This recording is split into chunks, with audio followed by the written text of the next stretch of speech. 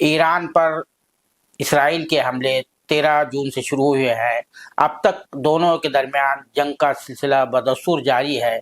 उसी हवाले से आज हमारे साथ बात करने के लिए मौजूद है मशहूर और मुमताज़ दिफाई तज्ज़िया निगार और फोर्स मैगज़ीन के एडिटर जनाब परवीन साहनी साहब। तो आइए अब सबसे पहले हम उनका इस्तकबाल करते हैं। परवीन साहनी साहब, आपका बहुत बहुत इस्तकबाल है कि आपने सालार के नाज़रीन के लिए अपना वक्त निकाला। आप ये बताइए कि अब तक जो है तकरीबन 13 जून से लेकर 8 दिन से ज़्यादा का अरसा हो रहा है, तो इस वक्त जो जंग की जो सूरत हाल है, जो असेसमेंट है आपका बहैसियत एक एनालिस्ट दिफाई तज्ज़िया का, क्या है आपका तज्ज़िया है?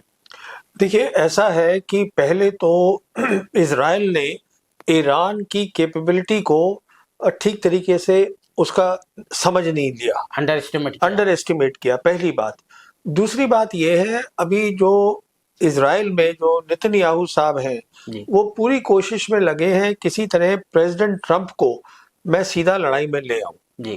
देखिए, बात यह है कि अमेरिका के आज भी 60, 65, 70 हजार जो उनके लोग हैं वो इजराइल में हैं, जो इजराइल की मदद कर रहे हैं, उसके एयर डिफेंस सिस्टम में मदद कर रहे हैं और उनकी और जो रिक्वायरमेंट्स हैं सपोर्ट की वो सब कर रहे हैं।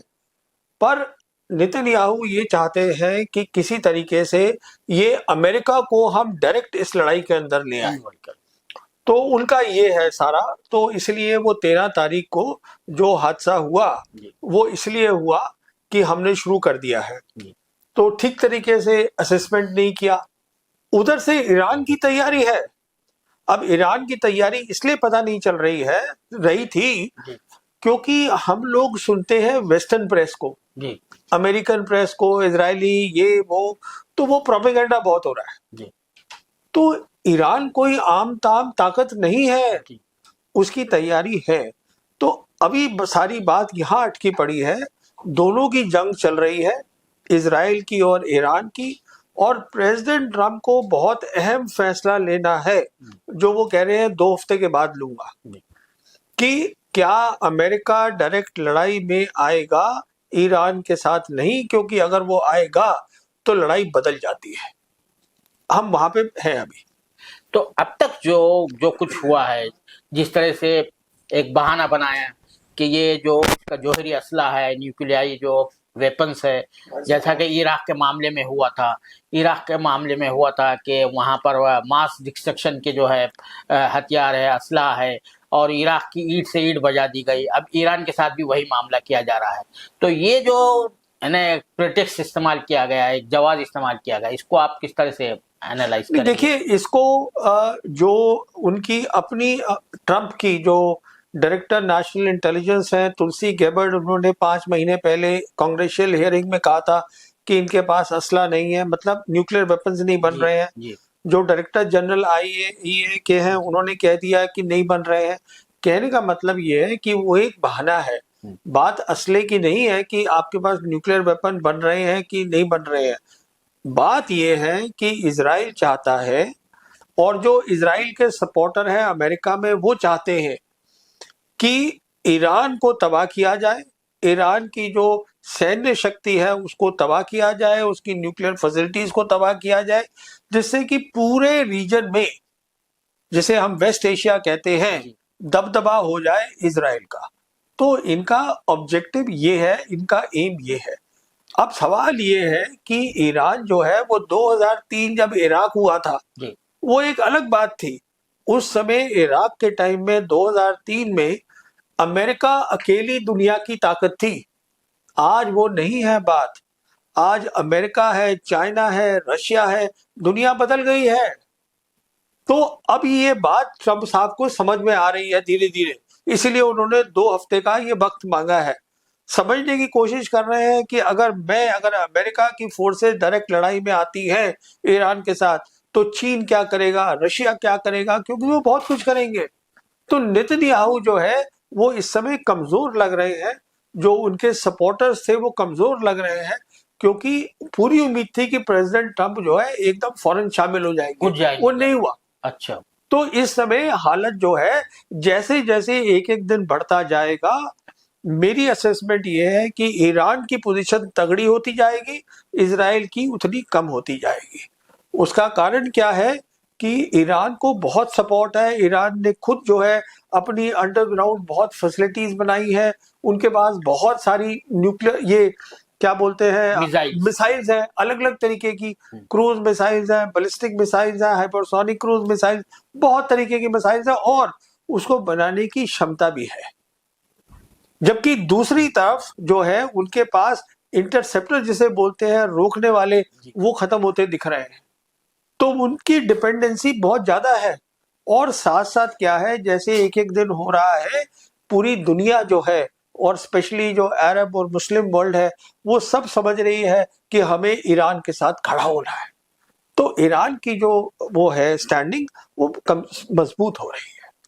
अच्छा, ये आप जो कह रहे हैं ईरान की स्टैंडिंग मजबूत हो रही है, सैंक्शंस लगे हुए थे ईरान पर, ये पूरा तकरीबन 25 साल से जो है ईरान जो है सैंक्शंस में झगड़ा हुआ है।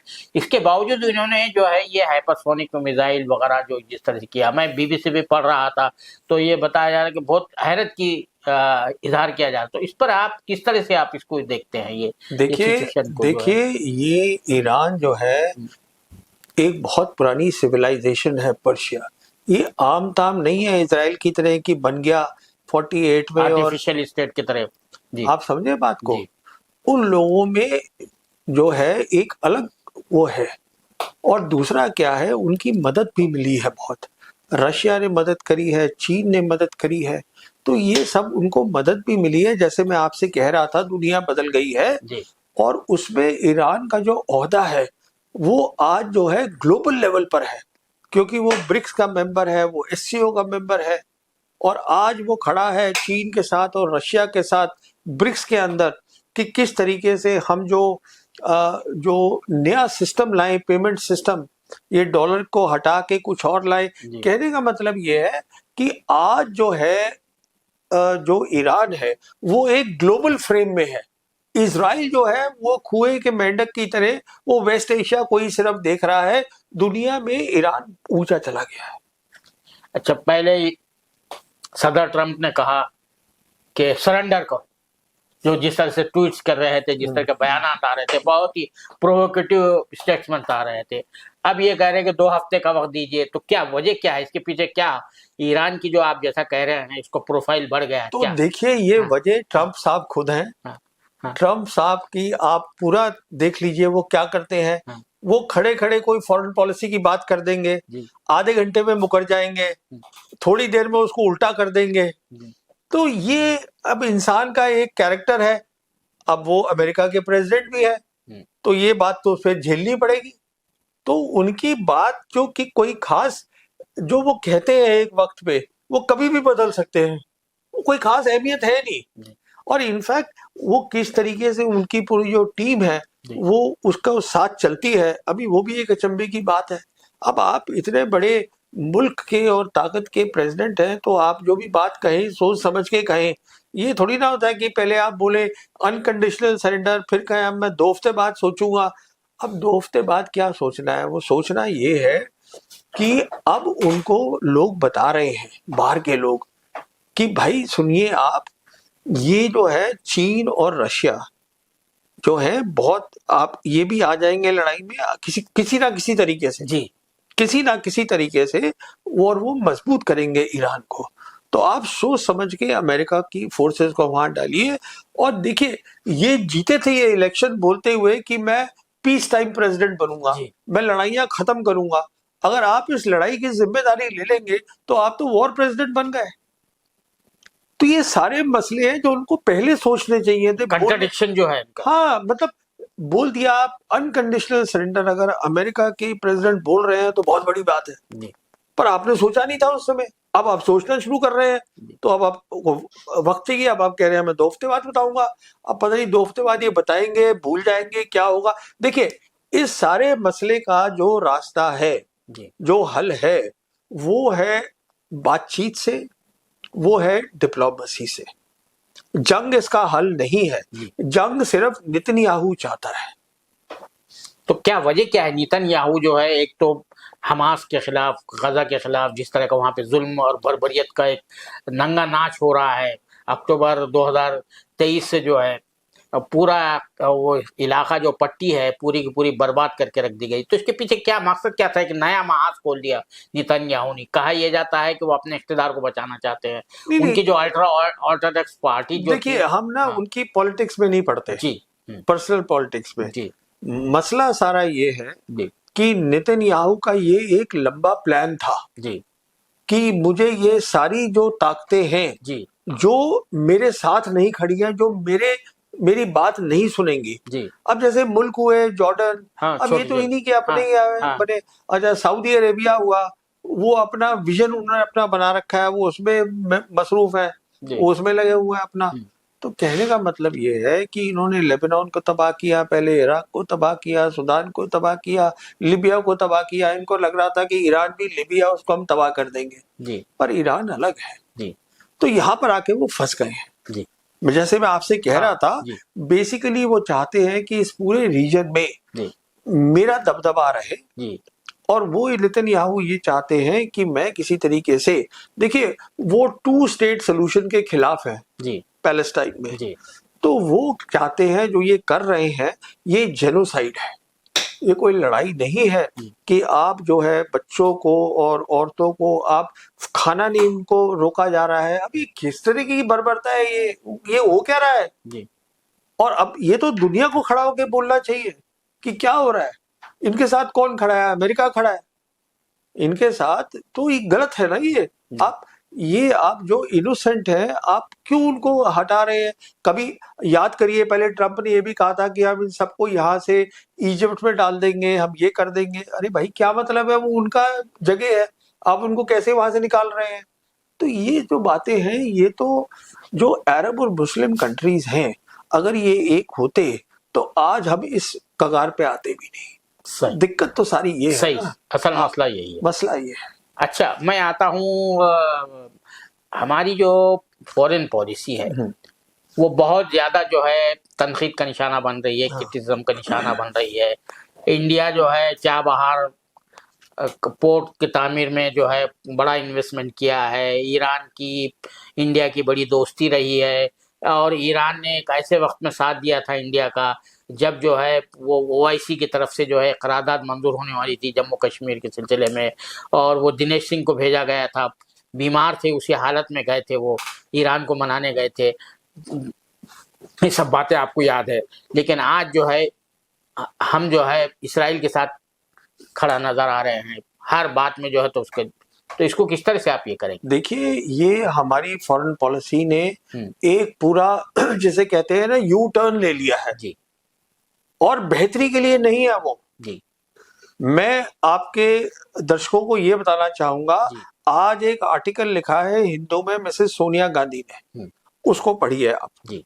हमारी फॉरेन पॉलिसी क्या थी। हमारे ठीक है हमने रिश्ते बनाए इजराइल के साथ, पर हमारी जो है ईरान के साथ पुरानी है जान पहचान और दोस्ती, इसीलिए। और हम जो फिलिस्तीन है हम उनके साथ खड़े हुए हैं, आज हम उसके पूरे विपरीत चल रहे हैं।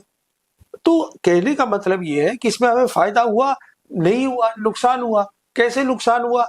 जो हमारा ये कॉरिडोर था, जो आप छबार पोर्ट की बात कर रहे हैं, उसको हम बोलते हैं international north south transport corridor. अब आप उसको भूल जाइए, क्योंकि अब ईरान जो है उनमें एक कल्चर है, वो आपसे ठीक तरह बात करेंगे, पर अब वो दोस्ती नहीं रही। वो भी समझते हैं जब वक्त था तो आप उनके साथ खड़े नहीं हो रहे।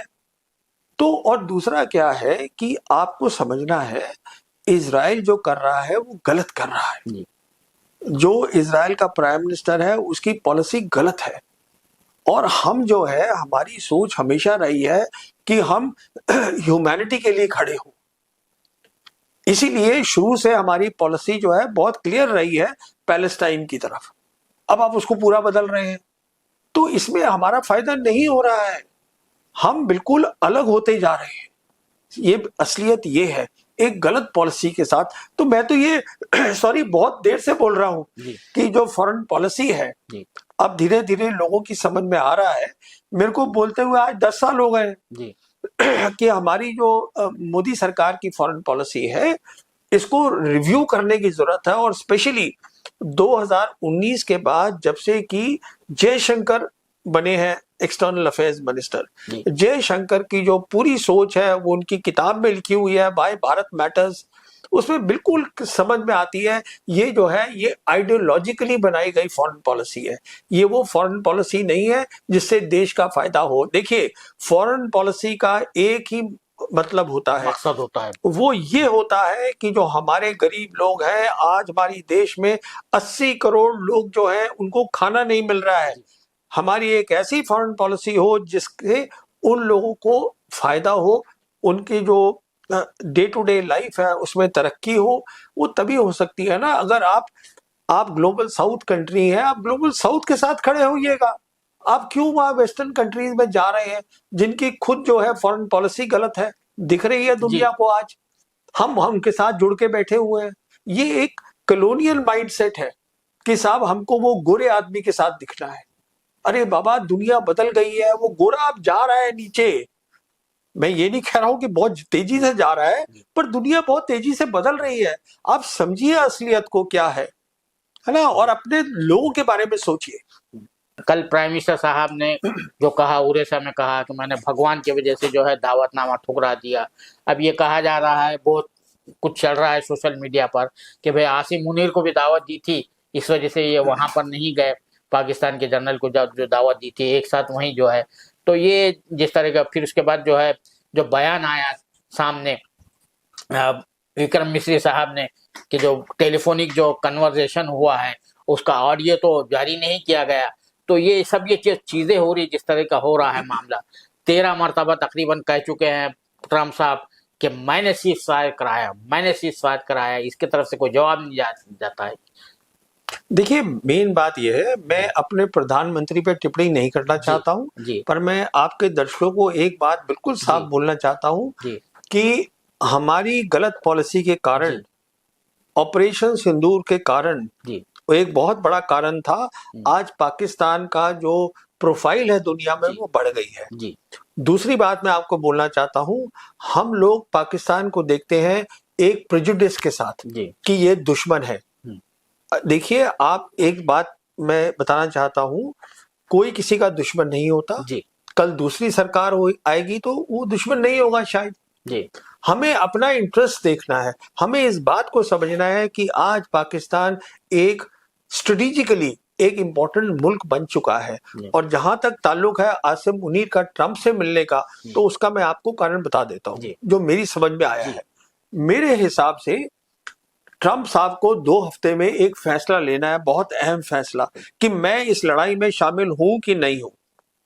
तो as a commander in chief of the US military वो बात कर रहे हैं टॉप पाकिस्तान कमांडर के साथ। क्या बात कर रहे हैं?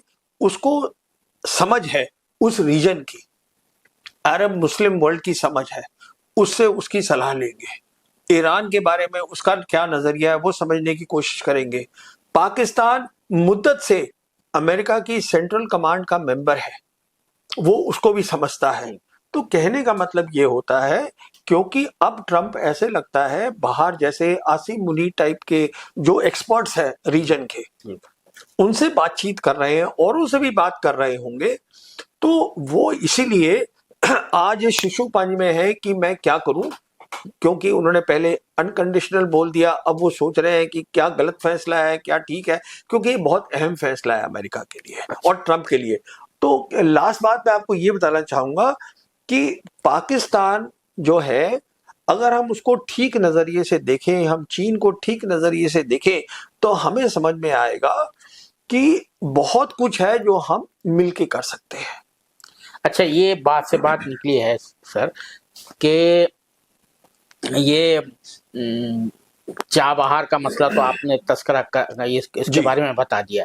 ये इंडस वाटर ट्रीटी का जो मामला है, हाँ। जिस तरह से जो है, तो ये एबियंस वाला एक मामला, दूसरा जो है ये इलेक्ट्रोमैग्नेटिक वार, ये जरा आप हमारे नाज़रीन को, व्यूअर्स को समझाइए। ये इलेक्ट्रोमैग्नेटिक वार जो आप बार बार कह रहे हैं, यानी अब कन्वेंशनल वॉर नहीं होगी बल्कि इलेक्ट्रोमैग्नेटिक वॉर होगी। और वो पाकिस्तान की तरफ से भी कहा जा रहा था कि मल्टी डोमेन फाइट हुई है। तो इसको जरा आप थोड़ा सा एक्सप्लेन कर दीजिए, हाँ, मैं elaborate कर दीजिए। बहुत सीधे तरीके से आपको बताता हूँ हाँ।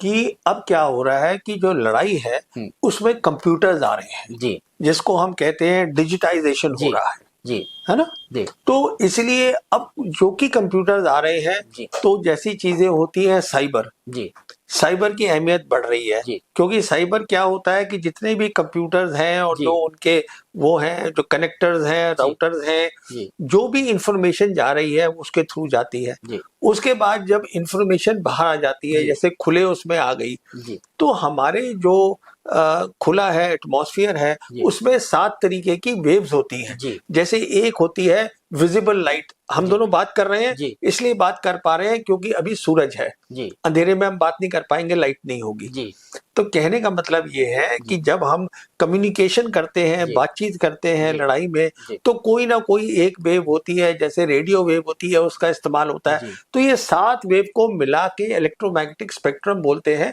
जी तो मुख्तसर बात यह है हम, कि अगर आप एक दूसरे से बातचीत नहीं कर पा रहे हैं, जी आपकी बातचीत जैम हो गई, जी आप समझ रहे हैं जी बात जी को। हम्म, लड़ाई के अंदर आप अपने कमांडर से बात नहीं कर पा रहे हैं, आप ग्राउंड से बात नहीं कर पा रहे हैं, ये सब कुछ जो होता है वो इलेक्ट्रोमैग्नेटिक स्पेक्ट्रम के जरिए होता है, जी जी जैमिंग जी है। जी जी तो ये एक बहुत अहम चीज बन गई है। जी अहम इसलिए भी बन गई है क्योंकि इसमें भी बहुत तरक्की हो गई है। जी ये इलेक्ट्रॉनिक वॉरफेयर तो बहुत पहले से थी, वर्ल्ड वॉर 2 में भी बहुत हुई थी, जी पर आज इसमें बहुत तरक्की हो गई है। बहुत ही एडवांस हो गई। हाँ, एडवांस हो गई है। अब आर्टिफिशियल इंटेलिजेंस भी इसमें आ गया है, अच्छा और साथ साथ डिजिटाइजेशन के कारण अब साइबर भी बीच में आ गया है। जी तो ये जो चीजें होती है, जैसे साइबर है, इलेक्ट्रॉनिक वॉरफेयर है, जी इनकी अहमियत बहुत बढ़ गई है। जी अगर आपको जंग में जी अपनी कम्युनिकेशन रखनी है जी और दुश्मन की कम्युनिकेशन को जाम करना है, जी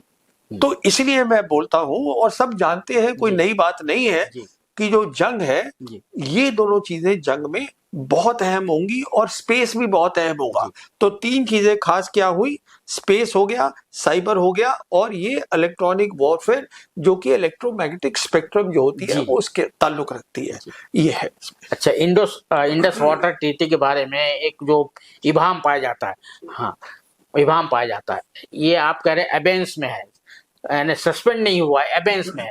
तो व्हाट डज इट मीन, उसके देखिए उससे मुराद अभी, क्या है, हाँ, मतलब अभी क्या है? हमने क्या किया है, इसको मुख्तसर दे दीजिए। बहुत छोटी हाँ सी बात यह है कि हाँ जो ऑफिसर्स आते थे दोनों हाँ तरफ से, हाँ जी जी, देख हमें अब वो नहीं आएंगे वो तो मैंने डेटा कवर किया हूँ पाकिस्तान को जी नहीं जी, मिलेगा, दोनों है ना। कमीशन के, हाँ जी तो अब दिक्कत ये है कि ये एक गीदड़ भपकी है, इसमें जी कुछ नहीं है। जी क्योंकि अगर हम कुछ करेंगे भी, हमें बहुत पैसा लगाना है, उसके रिजर्वॉयर्स बनाने हैं, जी, और अगर वो बनाएंगे तो चीन ने ऑलरेडी बोल दिया है वो हम विक्टर ऊपर गाओ बैठे, का जो स्टेटमेंट आया हम था। ऊपर बैठे, जी आप बीच में, चाहे पाकिस्तान नीचे, हम पाकिस्तान से कोई मदद करेंगे, जी चीन ने साफ बोल जी दिया है। जी तो ये जो इंडस वाटर ट्रीटी है, इसमें बेहतर यही है कि दोनों मुल्क बैठ के बातचीत कर ले। देखिए, बातचीत से ही मसले हल होते हैं, लड़ाई के मैदान में मसले हल नहीं होंगे।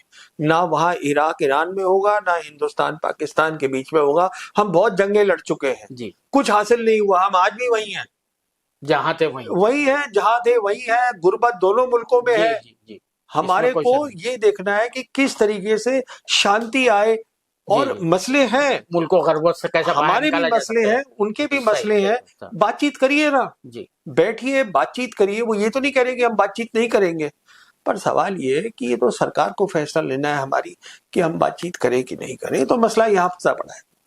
बस आखिरी सवाल कंक्लूड करते हुए मैं आपसे जी, ये जानना चाहूंगा कि अब ये ईरान और इसराइल के दरमियान जो जंग हो रही है, क्या इसका दायरा जो है फैल सकता है?